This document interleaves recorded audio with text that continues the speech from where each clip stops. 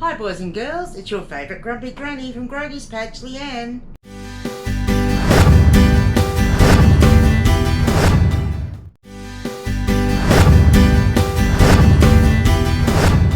So I'm going to go through what I do when I'm listing books. In the chat on Chris Furlong's live the other night, someone mentioned that they only took one photo of the front of a book to list it, and you really need to do more than that. There's a few essential tools that you need if you are going to be picking up books at op shops to actually present them well. So I'm just going to show you what I use. So first of all, I have my iPhone, which is what I use for taking the photos, and I'll show you the settings that I use on that in a tick.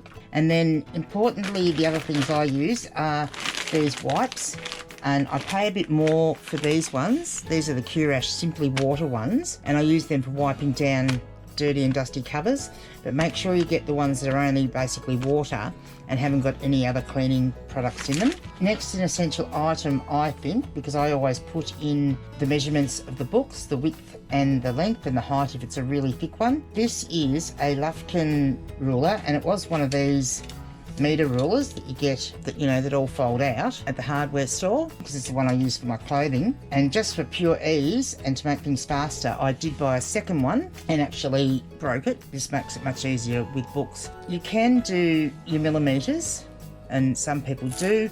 I just find that the millimeters don't stand out as well in a photo and aren't as clear as the inches are, so I use inches for all my measuring. The next thing you need is a nice soft brush. Now you can just use a normal dustpan brush. The bristles on some of those are a bit harsh, so I actually got this one. It's a Eco Beach cleaning brush, so it's got a beechwood handle and nice soft bristles, which is what you need. Essential item is an eraser. Now this one's seen better days, but it does the job. And then I also have these clips that I use, because the one thing you don't want if you're taking pictures of books and you're trying to get a picture of the book when it's open, which I'll show you, you've got to hold it down with your finger, or you've got to hold it down with something, and you don't want your hands in the photos because that's a no-no. So I use these little clips. These are actually little quilting clips. I'm hoping you can see this okay. So on my iPhone, I go into the settings and to the size of the photo, and I choose square. I have the flash turned off. Then if you go to this one, which is the filters, and change it from original to vivid, and that would just bring out all the colours a little bit better. And then what you do is you go up to this one up here, which is how bright it's going to be, and if you just brighten it up by one notch, which make it +3. And the other thing you need to know on your iPhone is that you've got the zoom in to number 2. If you're leaning over your table to get close enough, you will get these shadows in the photo, but if you actually sit back to take your photo and zoom it, you don't get your shadow of yourself or your hands or anything in the photos. First books I'm going to show you what I'm going to do with are these Attack on Titan and the graphic novels from, I think, the 2012, 2013 and 14. Now these are in absolutely as new condition. So when I'm doing new books, I don't want to be opening them up too far and, wrecking the good brand new look of them. So I'll show you what I do with these. We have the front. So I just take a photo of the front, flip it over, take a photo of the back. I zoom in fairly tight, as you can see there, so there's not a lot of wasted area around the edges. I get my ruler, because I'm going to take a photo of all the edges around there so that people can see that it is in great condition. So when I do the front one, I take a photo. I include the ruler in there, so that just shows them the width of the book. And then I turn it around. I take another one. Then I'll take the ruler away to do the other two sides. And then I take a picture of the spine, which I'll show you in a tick, which I normally do on an angle.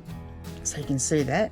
Now, this is a really important photo, because if for some reason your book isn't where you think it's supposed to be on your bookshelf, if you have got a picture of the spine, it makes it much easier to find that book. That is all I do photo-wise with a new book, or like these ones are like new. So I'll just whiz through and do the rest.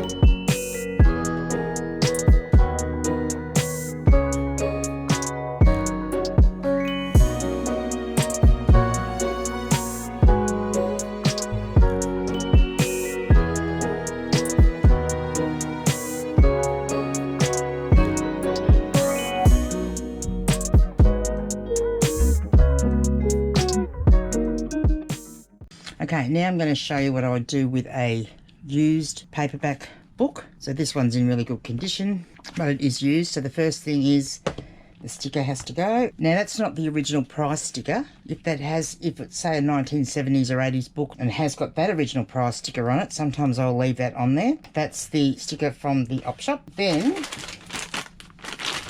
the next thing I will do is I'll get a wipe. It's a good idea to make sure that it's not soppy wet, and then I'll just give a light clean, and see that?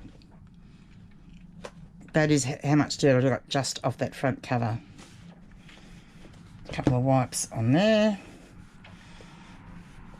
Clean the back.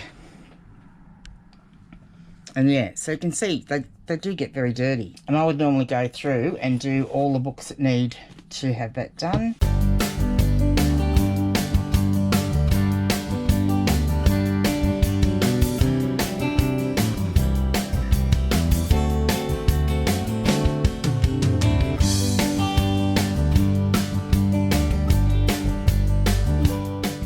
So that's cleaned the covers, but then we need to worry about the pages, because quite often when you get them from op shops, they will be dusty on the tops of the pages. And that's what the brush is for. I get my brush and I just give that a light brush all the way around.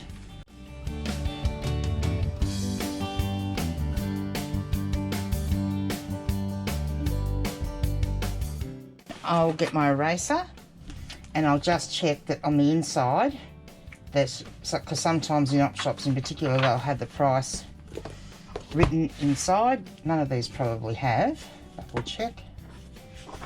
No.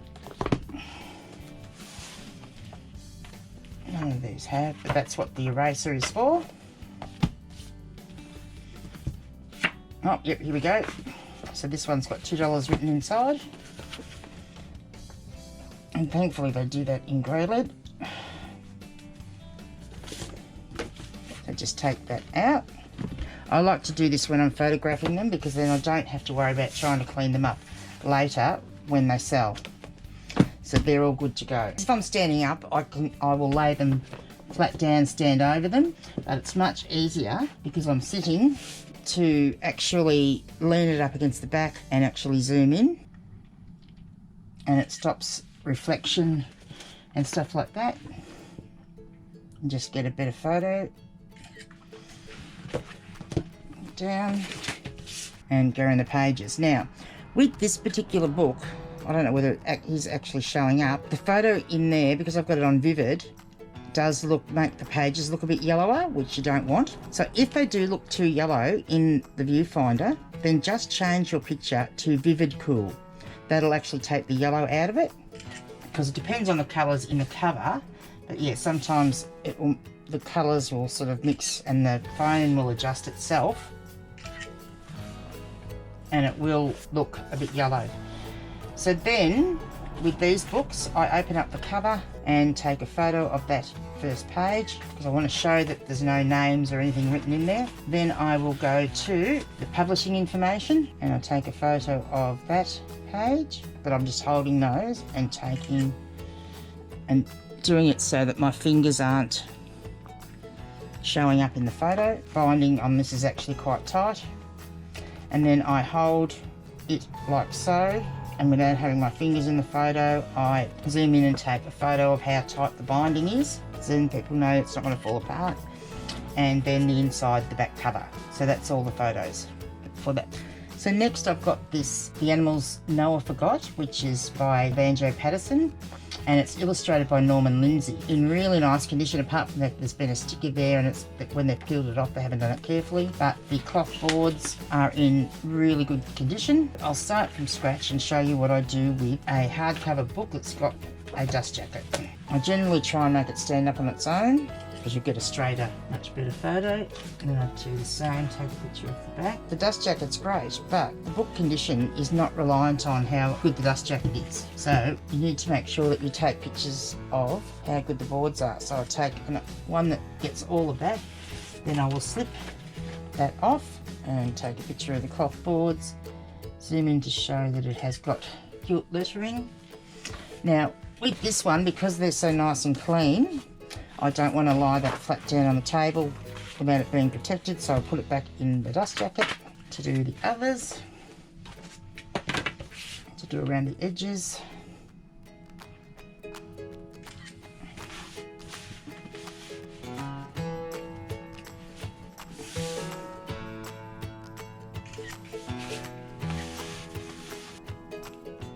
So then a photo of the inside, and I'll take the publishing page, which this is from 1979.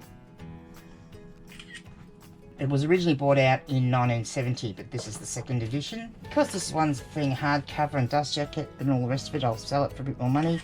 So I will include a couple more pictures than I would on some of the cheaper books. So that's that one. So this is the next type of book that I'll show you. So this has got what we call a pictorial board hardcover.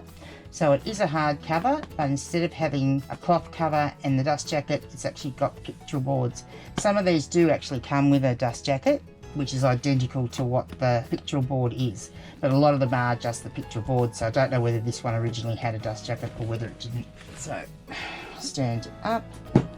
And so this is what I mean about zooming in. So I stand it up at the back, because that's where the best light is. If you lean over to take the photo, you're going to get shadow on it. So that's where you're better off to sit back and then zoom in. Measurements, because then people can see if there's been any dings or scratches or where the paper's been dented. This book's Over the Rainbow, and it's Tales of Fantasy and Imagination, and it's got some really great authors in it. It's a collection of stories. It's the likes of H.G. Wells and Ursula Le Guin. Again, inside cover. Because this one's got lots of different authors, I will put the contents pages so people can see who there is, and then make sure I include the publishing information. So this one was published in 1983, and it is a first edition, and it also is illustrated, so that can go in your features in the item specifics when you're listing your book.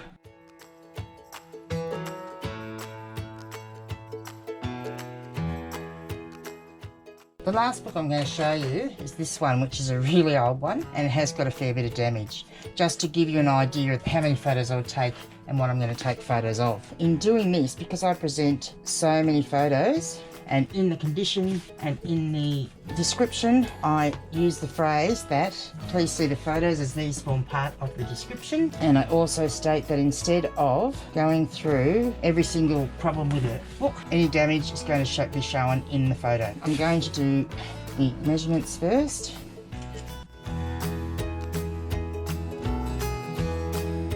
I have not had any item not described with any of my books, and I've sold some books that have had some real condition issues, and that is because I make sure I take photos of everything.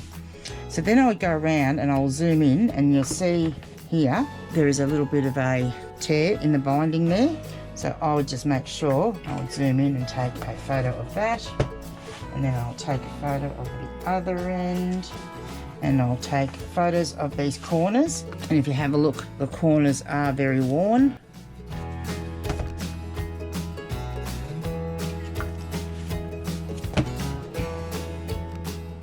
So take photos of that. So the other thing is this book belongs to, and obviously that's been scribbled out. So we come over here, and we'll see there is a biro mark there. So I'll take a photo of the page and then zoom in on that biro mark so they can see that. These pages, then they can see there is a board game in the middle, but that has some crayon on it. So I just get a photo of that. None of the things that are wrong with this book should detract from it too much, because they're not major. And then at the very back, we have the answers to the quizzes and things in the book, and then photo of the back cover, and away we go. So thank you very much for joining me while I showed you how I photograph the books. I hope that's helpful for you. Not everyone needs to be as fussy taking photos of books as I am, but I am a book person. I love books. I think it's important if I was going to buy a book, I want to know exactly what I'm getting. I personally always do how I would want the product presented to me, and that is take more photos rather than less. And as I said, look, you're going from spending 10 seconds to take the front and back to maybe spending 20 to 30 seconds to do the whole book, but you'll find you'll get far less returns as item not described. As I said, I haven't had a single one with any of my books, and I have sold some in really bad condition.